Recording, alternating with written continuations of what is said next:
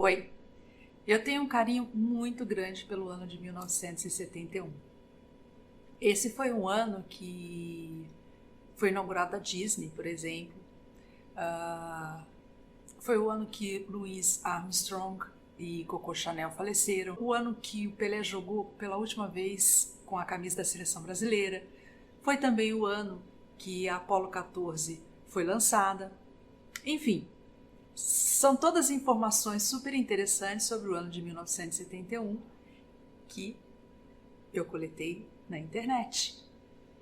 Tá lá para todo mundo, qualquer ano que você queira saber, tem todas as informações interessantes, relevantes relacionadas com esse ano.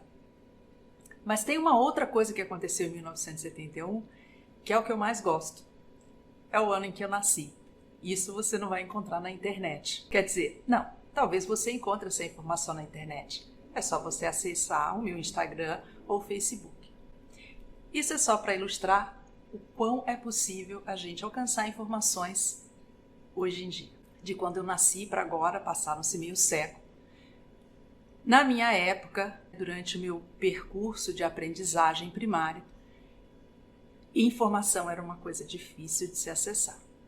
Não era impossível. Nós tínhamos os livros como instrumentos valiosíssimos para aumentar o nosso conhecimento.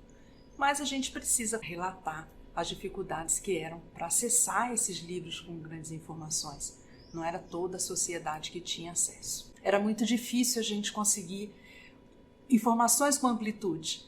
Era preciso buscar em livros que nem sempre estavam adequados com o conhecimento da época. Às vezes eram livros que continham informações que a gente acreditava ser correto até um determinado ponto, mas que daquele em diante já deixava de ser. Mas nem sempre essas edições eram revistas com a velocidade necessária. Então, assim, conhecimento não era algo acessível para todos. A gente não era impedido de ter, mas não era fácil de conseguir. Hoje, o mundo é outro.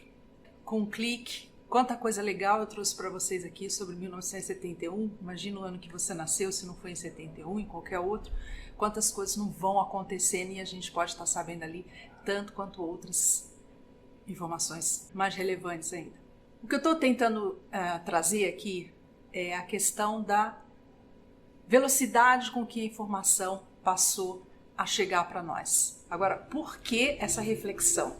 Olha que curioso. Recentemente eu li uma série de artigos sobre oceanos e há 2 dias atrás eu estava de bobeira, passando meu tempo no Facebook, vendo as postagens das pessoas, suas famílias, final de semana, algumas coisas engraçadas. Eu gosto muito de ver música.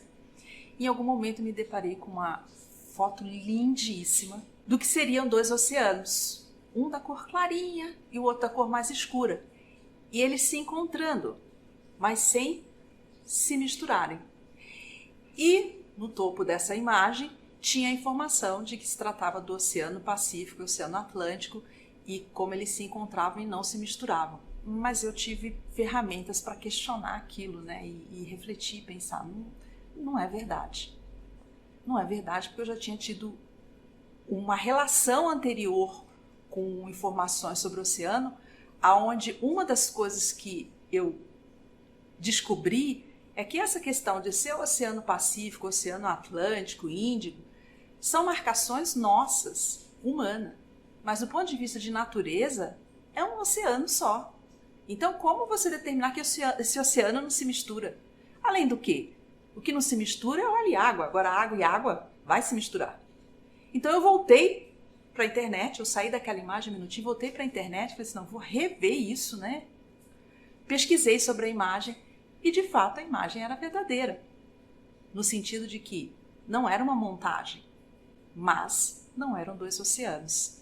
Eram geleiras, né, o derretimento das geleiras, aquele registro, com o oceano. Então, daí a diferença na cor. Nós temos uma água doce, né, se encontrando com a água salgada, e realmente elas têm propriedades diferentes e vão refletir a luz e dar uma impressão para a gente de cor diferente uma da outra. Mas, ainda mesmo assim, elas se misturam em algum momento, se torna uma coisa só. Então esse é um exemplo de desinformação que é disseminada na internet. Eu nem bem consigo explicar qual o objetivo de uma pessoa colocar isso, né, nos encantar com uma parcela de informação real misturada com uma invenção. Mas fazem. E a gente é que tem que estar o tempo todo atento para a gente não disseminar, para a gente não se empolgar com algo que não reflete a verdade. E nós temos direito à verdade. A gente tem que querer a verdade. Uma verdade, ela é 1000 vezes melhor, uma verdade dolorida, do que uma mentira doce. Isso é algo que a gente já tem moralmente construído no nosso caráter. Então não tem porquê a gente não refletir sobre a questão e a importância da gente usar os nossos filtros. Don't be scared, they'll make you feel unprepared. Don't get offended, they'll lose your